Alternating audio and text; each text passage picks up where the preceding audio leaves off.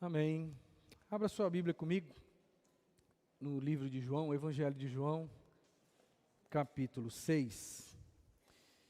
Vamos recordar aqui, hoje é um dia para nós importante, e a gente precisa recordar algo aqui que está escrito na palavra.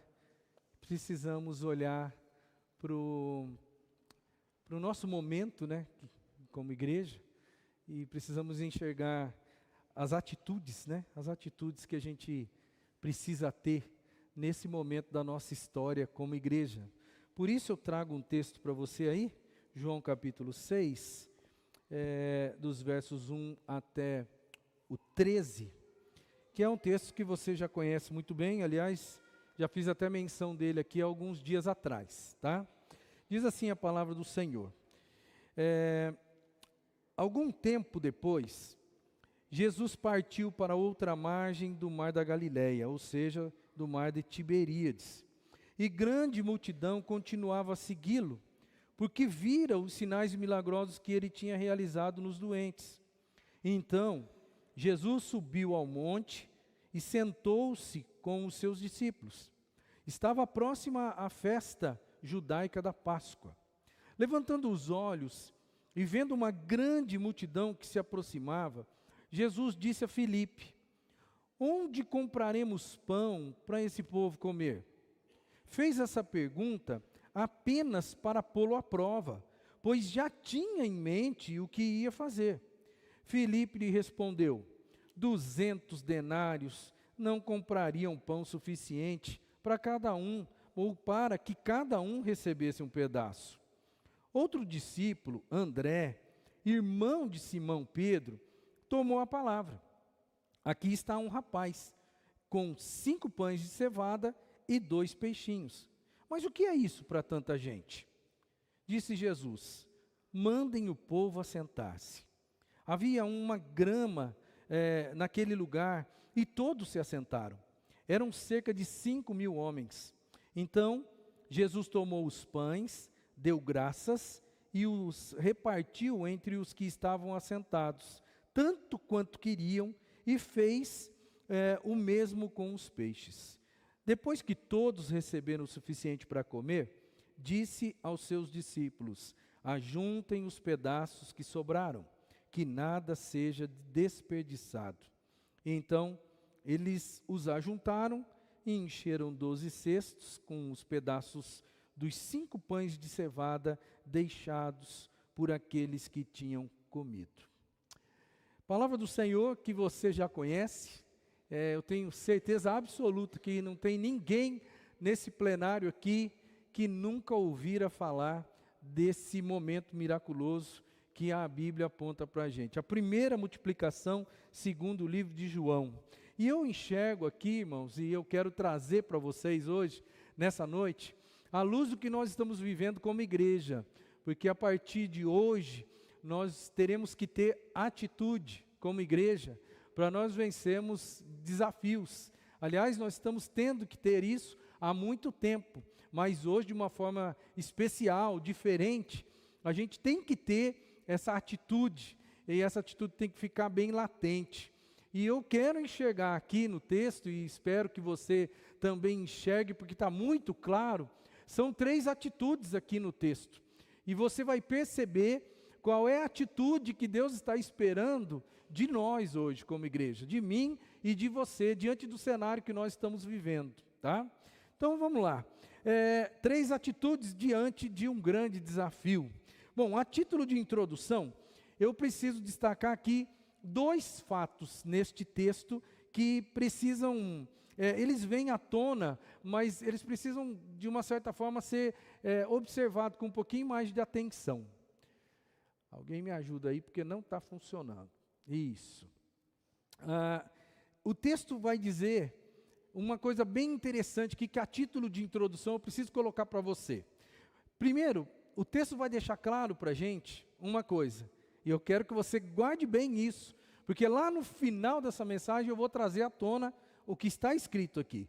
A Bíblia diz que Jesus, ele já sabia o que ele iria fazer, tá? Grava bem essa ideia aí, Porque o texto não esconde isso. João não escondeu esse negócio. Jesus já sabia. Jesus é verdade, ele já tem todas as respostas, ele sabe todas as coisas, ele sabe o que vai acontecer amanhã, ele sabe como que vai ser a vida depois que você não estiver mais aqui, ele é dono do futuro, sabe de todas as coisas, e ele sabia exatamente o que já estava para acontecer, ele tinha tudo sob controle, e não foi só agora, mas já um tempo atrás aqui do texto, você vai perceber que Jesus tinha todo o poder para realizar aquilo que ele quisesse. E agora ele tem a situação sob controle e ele sabia muito bem o que ia acontecer. A preocupação principal de Jesus, o enredo do texto, vai deixar claro que a preocupação dele é com pessoas. A Bíblia dá um detalhe aqui interessante, ela fala que estava próximo da festa da Páscoa. Isso implicava no quê? Muita gente estava vindo do interior para a capital. E eles estavam vindo por causa da semana da Páscoa. Jerusalém, ela enchia de gente na época da Páscoa, porque todas as pessoas iam ao templo na época da Páscoa judaica. Era sagrado aquele negócio. Ninguém ficava em casa naquele período. E as pessoas, às vezes, moravam muito distantes. E elas vinham dias antes da comemoração ou das celebrações. Elas já se aproximavam. E a Bíblia diz que Jesus olhou para essa multidão que estava seguindo ele, e a Bíblia diz que ele teve compaixão, levantando os olhos e vendo uma grande multidão que se aproximava. Ele olha para as pessoas, a compaixão dele é para com as pessoas, ele olha para a necessidade delas. Ele vê o que elas estão tendo de dificuldade naquele momento. A gente não tem muita ideia, mas a verdade é que as pessoas que viveram naquela época, na época de Jesus, na Palestina, daquele tempo, elas eram pessoas muito simples, eram pessoas muito sem condições financeiras, eles eram pobres, muito pobres, e fazer uma viagem distante, para ir até Jerusalém, se manter em Jerusalém durante aqueles dias, retornar para sua casa, aquilo era muito custoso para eles, não era uma coisa simples. Muitos deles talvez já nem tinham mais o que comer. A Bíblia diz que Jesus olhou para a multidão, se compadeceu da multidão, e ele já no fundo da alma, ele pensou e falou com os discípulos: olha, nós precisamos alimentar essas pessoas. Precisamos fazer alguma coisa. Elas são a coisa mais importante no meu ministério. Eu vim aqui para cuidar de gente, eu vim aqui para salvar o ser humano, são as pessoas que são mais importantes do que qualquer coisa na minha vida. É por isso que o foco de Jesus está nas pessoas. Ele sabia o que queria fazer, o que ele iria fazer, porque o foco dele sempre está em abençoar vida de pessoas. E a segunda coisa que eu vejo no texto é que ele faz uma pergunta aqui no versículo 6, propriamente dito, mas essa pergunta é quase que uma pergunta retórica, porque ele já sabe o que ele vai fazer.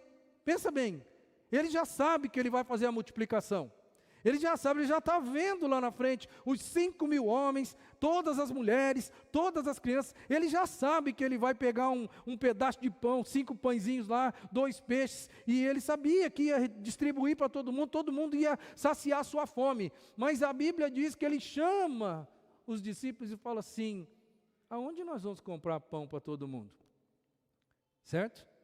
Isso mostra para mim, por que ele faz essa pergunta? Na verdade, o próprio texto vai responder, que diz assim: ele fez essa pergunta apenas para pô-lo à prova.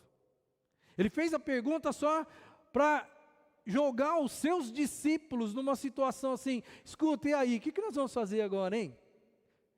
Eu imagino que ele está colocando à prova, e ele já está ensinando aqueles discípulos, ele está tentando já de antemão mostrar para eles o que ele vai fazer daqui a pouco e como vai ser grande esse negócio, como vai ser maravilhoso. Então são duas coisas que precisam estar na nossa mente para daqui a pouco, quando Deus desafiar os nossos corações aqui, você perceber que essas duas realidades, elas ainda estão presentes para nós hoje como igreja. Jesus já sabe o que vai fazer. E talvez Ele vai perguntar algumas coisas para a gente do tipo, como é que nós vamos fazer esse negócio? Mas Ele já sabe como vai fazer. Ele já está vendo o negócio. Ele já sabe aonde que a coisa vai acontecer, como que vai acontecer, quantas pessoas serão abençoadas com isso. Ele já tem o futuro sobre o seu domínio sobre as suas mãos. Mas eu quero destacar aqui que o texto, neste enredo de contexto que eu acabei de colocar para você, o texto vai exibir para nós 3 atitudes, 3 situações, 3 pessoas aqui envolvidas no processo, tá? A primeira, eu vou chamar de o pessimismo de Filipe. Certo? Porque o texto vai dizer o seguinte: Jesus disse para Filipe, onde compraremos pão para esse povo comer? Ele fez essa pergunta apenas para pô-lo à prova, pois já tinha em mente o que ia fazer. Filipe lhe respondeu, 200 denários não comprariam pão suficiente, para que cada um recebesse um só pedaço. Tem um detalhe aqui, e que só se a gente parar com muita calma, a gente observa. Você percebeu no texto, que Jesus pergunta uma coisa, e o Filipe, ele responde outra. Você percebeu isso? Quando eu falo para alguém assim, aonde eu vou comprar uma coisa, o que eu espero que a pessoa diga para mim? Em tal lugar. Vamos colocar aqui, o contexto é pão. Olha, onde eu vou comprar pão para tanta gente? Pastor, na padaria aqui, tem uma padaria subindo aqui, você dobra ali e tal, e você chega lá. Essa seria a resposta mais coerente, certo? No entanto, aí vem a situação. O Filipe, ele responde uma coisa que Jesus não perguntou. Jesus estava preocupado com a finança. Estava preocupado com finança? Lembra? Ele já sabia o que ia fazer. Jesus não estava preocupado com a finança. Ele só estava colocando o discípulo à prova, dizendo assim, aonde é que nós vamos comprar? E aí o cara, ele tem um pessimismo tão grande, que ele não consegue ouvir o que Jesus está perguntando.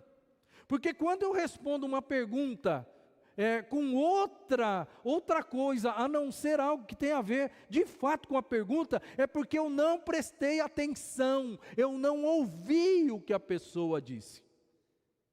O som chegou ao meu ouvido, mas eu não compreendi aquilo, eu não assimilei, eu não trabalhei aquilo no meu coração e na minha alma. Eu respondi algo que de repente já era da minha cabeça com relação àquela situação.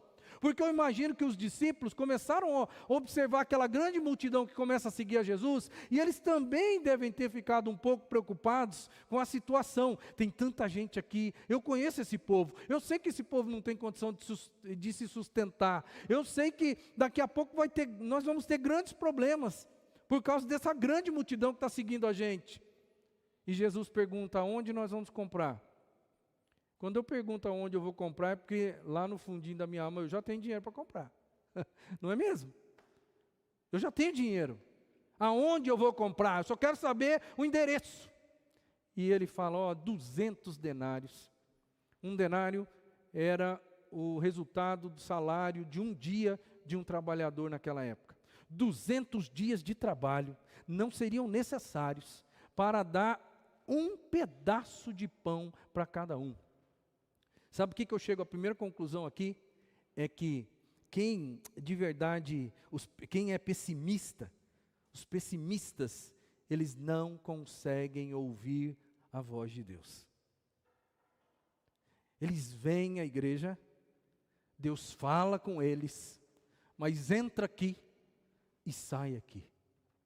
Eles têm a informação, mas não têm a transformação. Eles tanto não têm a transformação, que quando alguém questiona alguma coisa, quando Deus vem com algum fato, quando Deus joga alguma situação, eles saem pela culatra, eles respondem isso, respondem aquilo outro, mas eles não respondem aquilo que Jesus gostaria de ouvir, ou pelo menos dentro do contexto que Jesus coloca a pergunta.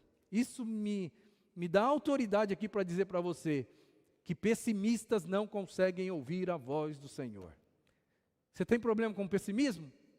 Começa a observar a sua vida e começa a observar as coisas que Deus tem falado para você, porque se você é pessimista, você tem essa tendência também, uma tendência parecida com a de Filipe, que só pensou na grana, só pensou em coisas terrenas. Você observa uma coisa, que, olha para o texto aí, eu espero que você esteja com a Bíblia aberta, você vai ver que no versículo 7, ele responde esse negócio, e o diálogo dele com Jesus, acabou, encerra ali. A participação do Filipe, nesse momento, acabou. Ele não tem mais nada para falar, e eu fico imaginando, Jesus não tem mais nada para falar para ele também. Eu acho que Jesus fica perguntando, poxa, eu perguntei uma coisa para o cara me respondeu outra, esse cara está avoado, esse cara está em outra, eu tenho que largar a mão desse cara. Jesus não trabalha com gente pessimista. Jesus, eu acho que tem muita dificuldade em permitir que gente pessimista continue caminhando com ele. E Filipe, pelo menos naquele instante da vida dele, ele foi pessimista ao extremo. Filipe ainda não tinha a noção que aquela multidão tinha. Aquela multidão de gente simples. Aquela multidão de gente que não caminhava com Jesus dioturnamente.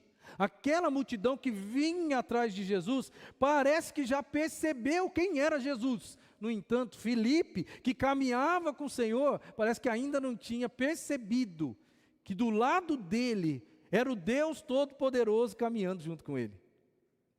A multidão sabia, porque o texto fala assim, grande multidão continuava a segui-lo, ou seja, seguir Jesus. Por quê? Porque vira os sinais miraculosos que ele tinha realizado nos doentes.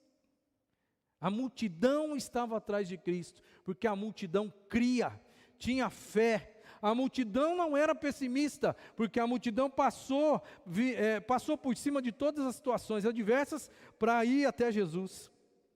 Mas Filipe, ele se assemelha muito a mim e você, porque nós caminhamos com Cristo, irmãos. Os crentes caminham com Jesus. Os crentes são testemunhas oculares de tudo que Jesus faz na vida deles e na vida dos outros. Os crentes são aqueles que ouvem a voz de Deus em várias ocasiões das suas vidas. Os crentes são parecidos com Filipe. Eles não são parecidos com a multidão, porque a multidão é atraída por Jesus, porque ela vê, ela reconhece o milagre, ou os milagres. Mas nós estamos tão acostumados com a presença de Cristo, que às vezes não o tratamos como Deus soberano, todo-poderoso, aquele que pode fazer todas as coisas, irmãos. E muitos de nós somos pessimistas quando nós estamos enfrentando grandes desafios. Essa igreja, ela está enfrentando e vai enfrentar um grande desafio, se Deus assim nos permitir. E eu espero em nome de Jesus que nós não tenhamos aqui pessoas pessimistas. Segunda coisa, ou segunda atitude, eu vou chamar de as possibilidades de André. Agora o personagem é outro. André, irmão de Pedro, irmão de Simão Pedro.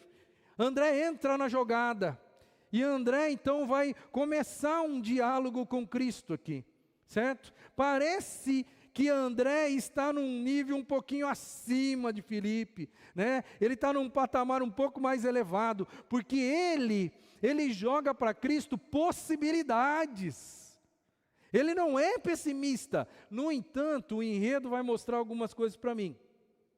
Espiritualmente ele está um pouco acima de Filipe, mas o grau de fé dele é colocado em xeque. É por isso que eu digo que ele ainda não é um grande exemplo. Porque ele vai dizer assim, outro discípulo, a Bíblia diz, outro discípulo, André, irmão de Simão Pedro, tomou a palavra. Aqui está um rapaz com 5 pães de cevada e 2 peixinhos. Até aí, beleza. Mas aí o que ele fala? Mas o que é isso? Né? O que é isso para tanta gente? Parece que ele está indo numa mão assim, muito interessante, ele tá bem, né? Ele está bem, mas de repente chega um momento que a fé dele, ela não está clara. Muito pelo contrário, ele está olhando para as possibilidades e dizendo: olha, existe possibilidade, mas isso aqui não resolve nossa vida. Que coisa interessante, porque na igreja a gente também tem essa dificuldade. Porque quando existem desafios, a nossa tendência é fazer exatamente isso aí. Eu não estou condenando o André, porque eu não sei o que ele tinha na mão dele, tá? Não estou condenando ele. Mas a gente tem uma tendência no mundo moderno hoje, na igreja moderna olha, eu não tenho nada, mas o fulano aqui pode ajudar. Olha, eu não vou me envolver nesse projeto, mas o fulano aqui, ele tem alguma coisa para dar. Ele tem alguma coisa para fazer, ele tem condições para fazer o negócio, ele tem às vezes uma condição intelectual, ele tem uma condição social, ele tem qualquer condição que eu não tenho. Então o indivíduo apresenta possibilidades. Hoje a gente vive muito disso, né? E essa não é a atitude ainda que Jesus está esperando. O problema do André é que ele vai dizer: olha, a gente tem essas possibilidades, ou essa única possibilidade, mas isso aqui, ele é categórico em dizer, isso não vai resolver o nosso problema. Ou seja, ficou tudo do mesmo jeito. Ele está um degrauzinho acima de Filipe, mas não chegou lá ainda. Mas, irmãos, graças a Deus e louvado seja o Senhor. Por quê? Porque o texto vai apresentar para a gente, de uma forma muito discreta, é verdade, porque você vai observar que o rapaz, né, porque Filipe vai apenas dizer assim, ou melhor, André vai apenas dizer assim, aqui está um rapaz. O cara não tem nem nome. Você observou? Não tem nem nome. Um rapaz, ou talvez em outra tradução, aqui tem um menino, certo? Aqui tem um menino, aqui tem uma criança, aqui tem um rapaz. É um cara que se apresenta de uma forma muito discreta. Alguém que de verdade mesmo tem a predisposição, que eu vou chamar de predisposição ideal diante do grande desafio. Certo? O que eu vejo aqui? Uma pessoa que enxerga o desafio, uma pessoa que sabe da dimensão do desafio, uma pessoa que apenas faz o quê? Ele apresenta o que ele tem. Ele apresenta o que ele tem na mão. Ele apresenta as suas possibilidades. E ele não olha para o tamanho das suas possibilidades. Ele não faz o questionamento que André faz. Ele não chega e olha para si mesmo e fala assim, até que eu tenho alguma coisa aqui. Mas é verdade, o que eu tenho não dá para nada. O que eu tenho não vai fazer diferença nesse grande desafio aí, o que eu tenho não vai fazer diferença nenhuma. Esse rapaz, ele não questiona, ele apenas crê, irmão. Apenas crê. E crendo, ele entrega aquilo que ele tem em mãos. Ele entrega o seu pouco, porque era apenas 5 pães e 2 peixes. Aí então, vem aquilo que eu vou chamar de a condição ideal aqui, a atitude ideal para a gente. A atitude do rapaz, que é o quê? A sua entrega. Ele entrega o que era possível para ele. Ele está consciente do seu pouco, ele sabe que aquilo não é suficiente, mas eu quero pensar com você, o que esse menino ou esse rapaz poderia fazer? Se fosse você no lugar dele, você tinha lá 5 pequenos pedaços de pães, talvez, certamente seria aquele pão achatadinho, né? Não é aquele pãozinho, tipo o seu pãozinho francês lá de casa, que até faz volume, não é. É o pãozinho achatadinho, certo? E 2 peixinhos. Então fica imaginando ali, um tantinho assim, de pão, né? 5, um em cima do outro, e 2 peixinhos, provavelmente bem pequenos, talvez já assados, que eu imagino que talvez já estivessem prontos ali. Aquilo caberia em qualquer mochilinha, qualquer bolsinha, né, como é que chama lá? De palha, né? Qualquer bolsinha de palha que ele poderia estar levando a tiracolo, irmão. Ele poderia muito bem, essas seriam as possibilidades dele. Ele poderia ficar no anonimato. Eu não sei como que a coisa aconteceu, eu não sei se o André colocou ele numa roubada, do tipo assim, André viu que ele tinha, né, e não falou nada com ele, e só falou, Jesus, tem, aqui, olha ele aqui, ele tem 5 pães e 2 peixes. Eu acho que não foi bem assim. Eu acredito que quando Jesus joga a situação, André começa a olhar para as pessoas, uma multidão de 5.000 homens, irmãos, fora as mulheres e as crianças. Eu fico imaginando que esse negócio não aconteceu assim, pá. Eu imagino que Jesus faz a pergunta, né, começa a conversar com Felipe, e André observa o negócio e sai no meio da multidão. E a conversa com Felipe cessa, acaba aquele negócio, mas André ainda está caminhando no meio da multidão. E de repente André chega, vê um rapaz e conversa com ele. Fala, escuta, você está vendo esse pessoal todo aqui? Você não quer dividir seu lanche? Você não quer dividir seu lanche? Eu acho que o menino olhou para a cara dele, né? Falou assim, esse cara está de brincadeira comigo. O menino poderia falar assim, ô tio, só dá para mim isso aqui, né? Ou, você acha que o menino estaria sozinho? Você acha que o menino talvez não teria mais gente com ele? Não teria família? Talvez ele não estava só carregando o lanche da família inteira? Tem várias coisas aqui, várias pressuposições. O que me espanta é que o menino, ele olha para o André e fala, tá bom tio, está aqui, é isso que o senhor precisa? É isso, mas ele poderia optar pelo anonimato. Ele poderia falar assim, eu vou me esconder aqui, não, o que é meu é meu. Ele poderia simplesmente falar assim, eu quer saber, eu vou resolver o meu problema. Eu estou olhando ao redor aqui, ninguém tem o que comer. Esse problema aí não é meu. Esse problema é dos outros. Eu vou ficar com o meu, porque eu não sei quantos dias ainda pela frente eu tenho, e eu vou ter que comer. Ele poderia segurar, reter com ele aquilo que era dele de direito. Ou outra coisa que ele poderia fazer, se André chega para ele e pede o lanche dele, ele poderia fazer o seguinte, bom, aqui tem 3, 4, 5 pães, ô tio, vamos fazer o seguinte, eu vou te dar 3 e vou te dar um peixe, pode ser? Nada mais justo, irmão, era dele. Ele poderia muito bem repartir, ele poderia falar assim, eu vou garantir o meu, porque se esse negócio der certo, legal, mas se não der certo, eu pelo menos não vou passar fome. Você concorda comigo que ele poderia fazer tudo isso? E talvez muitas outras coisas que eu não fui capaz de pensar aqui. Ele poderia fazer muitas coisas. No entanto, qual que é a atitude dele? Você vai enxergar que a atitude dele é apenas entregar o pouco que tinha e sentar na grama.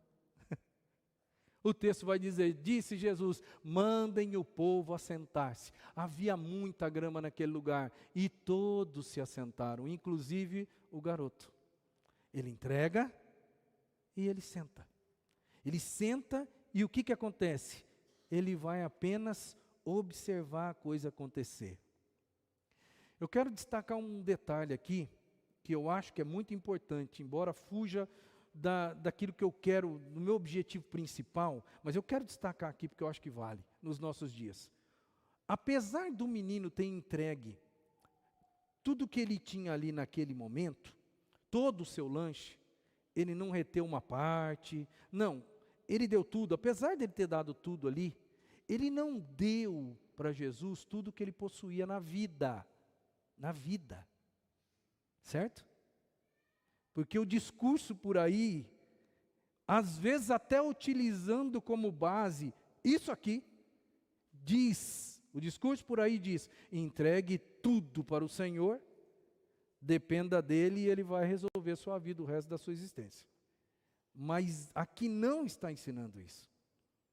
Ele não deu tudo que ele tinha na vida, ele apenas deu o sustento dele daquele dia para o Senhor. E isso é muito importante deixar claro para os nossos dias, meus queridos. Porque eu fico imaginando que, apesar de André provavelmente ter sido o primeiro interlocutor com esse rapaz, com esse menino, eu fico imaginando, conforme a fotozinha, a caricatura que eu trouxe para você aqui, que esse menino, ele vai junto com André até Jesus. Porque André, quando fala com Jesus, ele não fala aqui, eis aqui uma coisa que eu peguei de um rapaz, e é tudo que a gente tem. Não, ele fala assim, ó, Senhor, eis aqui um menino, eis aqui um rapaz, que tem consigo 5 pães e 2 peixes.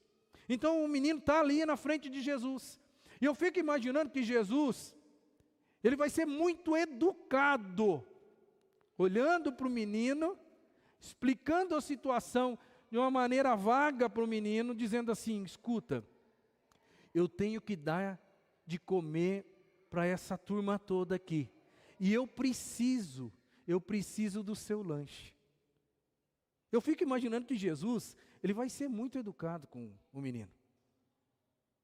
E o menino então, em função daquela educação de Cristo, o menino vai entregar tudo que ele tem, naquela certeza de que alguma coisa vai acontecer. E aí ele senta na grama, e o rapaz, ele vai experimentar algo fantástico, pelo menos no meu entendimento é algo fantástico, porque o texto vai dizer assim, ó, ajuntaram e encheram 12 cestos com os pedaços dos 5 pães de cevada deixados por aqueles que tinham comido. Imagina só você tem 5 pães na sua mão, você tem 2 peixes, você entrega na mão de um homem, que você acredita, é claro, ele faz aquela distribuição miraculosa para talvez 15.000 pessoas, e depois esse menino, ele vai vendo esse negócio acontecer, e eu acho que fica um sentimento no fundo do coração desse rapaz. Qual será o sentimento que fica no coração desse rapaz? O sentimento é mais ou menos assim, ó. Eu ajudei Jesus a fazer esse negócio. Talvez ele até tenha sido intrépido e tenha dito lá no fundo da alma dele assim, se não fosse eu aqui, hein? Eu ajudei Jesus a fazer esse negócio.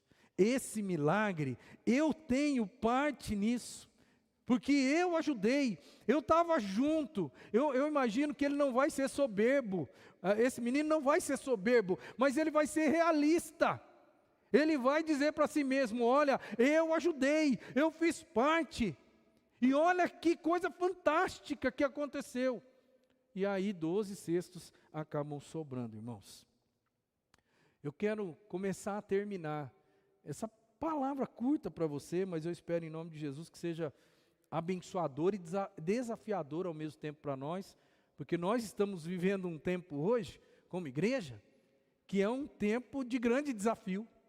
Hoje, depois desse culto, nós vamos entrar numa assembleia e nós temos pela frente um grande desafio, e a igreja vai ser desafiada a olhar para frente e fazer o quê? Entregar o pouco que tem na mão de Cristo e esperar que Ele faça o negócio, porque é Ele que tem interesse, muito mais do que nós é Ele, porque hoje, meus irmãos, hoje, nós somos a representatividade do reino de Deus na terra. Jesus estava vivo, Jesus estava caminhando, Jesus enquanto caminhava, Ele abençoava, não se esqueça, o alvo de Jesus é o quê? São pessoas, Ele se importa com o mundo perdido, Ele quer anunciar o reino dEle para as pessoas, e esse foco continua o mesmo ainda, na cabeça de Jesus, mas Jesus não está mais aqui, mas Ele nos incumbiu de continuarmos a obra dEle, Ele nos incumbiu de darmos seguimento, e Ele disse para a gente uma coisa, eu vou estar com vocês todos os dias. A única coisa que muda aqui, é que nós como discípulos, porque agora não tem Felipe, agora não tem mais André, mas agora tem o Silvio, agora tem o Moreno, agora tem o Gaudiano, agora tem a Elza, agora tem a Maria do Carmo, né? Agora tem o Samuel. Nós somos os discípulos de Cristo hoje. E se alguém tivesse que levar alguma coisa para o mestre hoje, não seria mais Felipe, não seria mais André, não seria nem mesmo mais aquele rapaz que entregou. Quem seria hoje? Seríamos nós. Ele não está fisicamente, mas Ele prometeu que estaria conosco espiritualmente todos os dias, e Ele está aqui. E Ele continua com o mesmo foco. E nós hoje estamos diante de um grande desafio. Nós estamos olhando para frente e os nossos corações estão dizendo assim: e agora, o que nós vamos fazer com esse negócio? Isso é meio grande demais para nós, não é, irmão? Talvez muita coisa está aí no fundo da sua alma com relação a isso. E eu vou te perguntar para você, qual vai ser a sua postura diante do grande desafio que a gente tem pela frente agora? As 3 posturas estão aí, ó. Com quem você se encaixa melhor aqui? Você é mais parecido com o Felipe?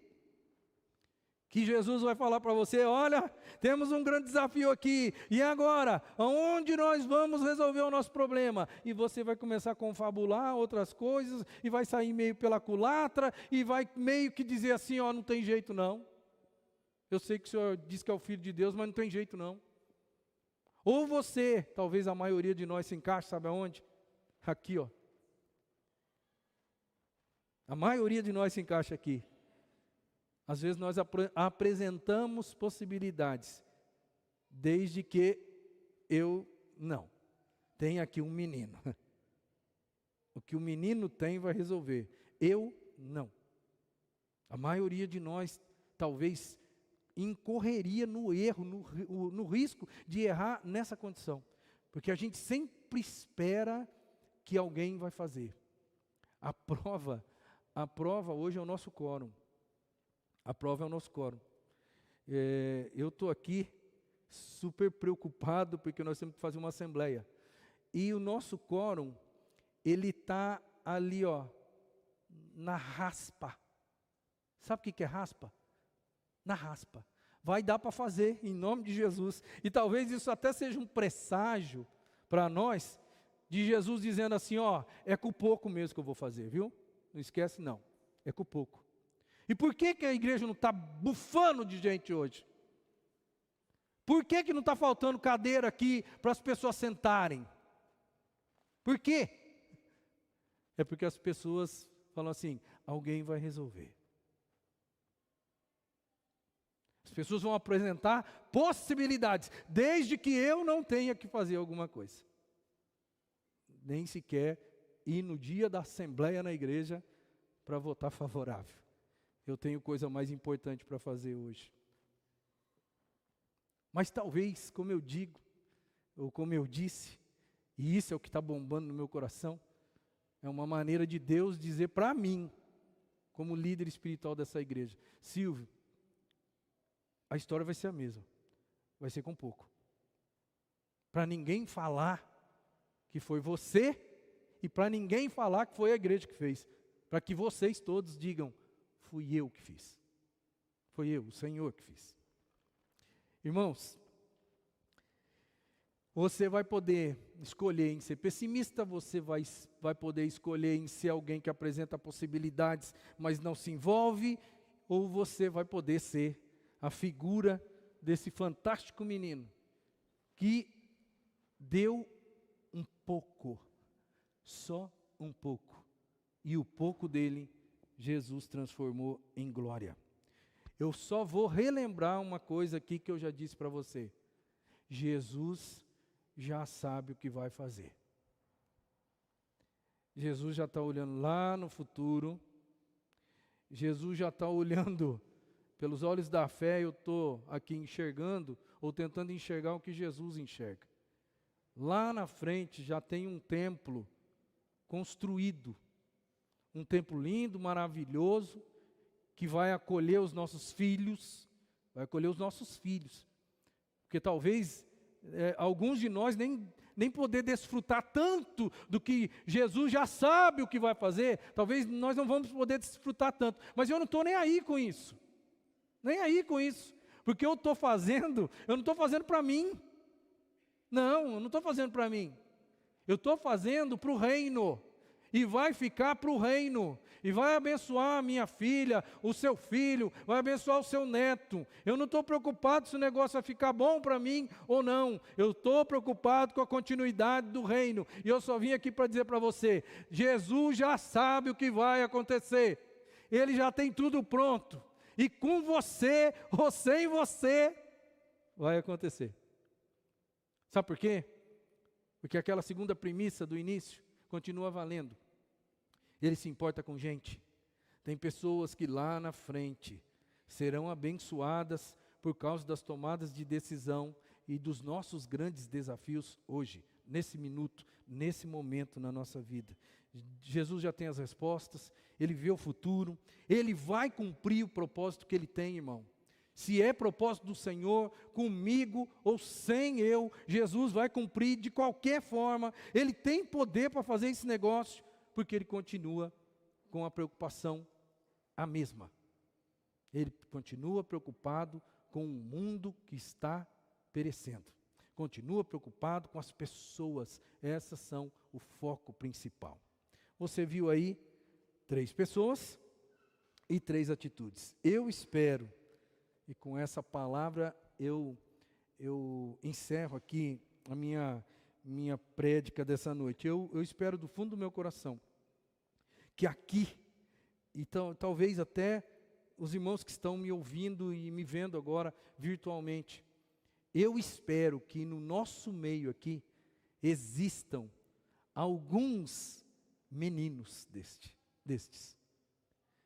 Eu espero, porque estes meninos, certamente, vai chegar um momento que eles vão convidar os Andrés da vida, os Filipes da vida, para recolherem os pedaços que vão sobrar do grande milagre que Deus vai fazer através das nossas vidas, ou seja, desses meninos. Eu espero que existam vários meninos aqui no nosso meio, porque vai ser através desses meninos que Deus vai fazer. E como vai ser gostoso convidar os Andrés e os Felipes para virem conosco e também se maravilharem e se fartarem, irmãos, se fartarem com a bênção, com a glória de Deus e com o milagre do Senhor. Que Deus nos abençoe como igreja, para que de verdade mesmo isso aconteça na nossa vida. 3 atitudes diante de um grande desafio.